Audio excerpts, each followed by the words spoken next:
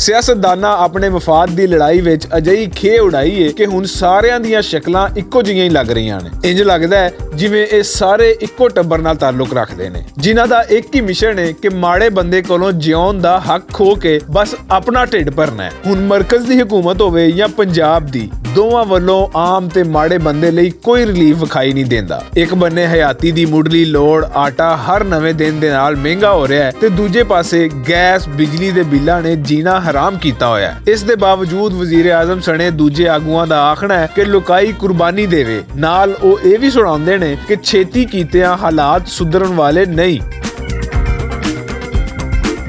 ਮਾੜਾ ਬੰਦਾ ਇਹਨਾਂ ਦੇ ਮੂੰਹਾਂ ਵੱਲ ਵੇਖਦਾ ਮਾਯੂਸੀ ਦੇ ਹਨੇਰਿਆਂ 'ਚ ਗਵਾਚੀ ਚੰਗੇ ਵੇਲੇ ਦੀ ਆਸ ਲੱਭਣ ਦੀ ਹਿੰਮਤ ਤੇ ਹੌਸਲਾ ਵੀ ਹਾਰ ਰਿਹਾ ਹੈ। ਜਿਵੇਂ ਉਹ ਜਾਣ ਗਿਆ ਕਿ ਇਹ ਸਾਰੇ ਇੱਕੋ ਭਾਂਡੇ ਦੇ ਢੱਕਣ ਨੇ। ਹਕੂਮਤਾਂ ਬਦਲਦੀਆਂ ਨੇ, ਹਾਕਮਾਂ ਦੇ ਨਾਂ ਬਦਲਦੇ ਨੇ, ਪਰ ਇਹਨਾਂ ਜ਼ਾਲਮਾਂ ਦੇ ਦਿਲ ਨਹੀਂ ਬਦਲਦੇ। ਉਹ ਦਿਲ ਜਿਨ੍ਹਾਂ ਅੰਦਰ ਮਾੜੇ ਬੰਦੇ ਲਈ ਕੋਈ ਰਹਿਮ ਨਹੀਂ।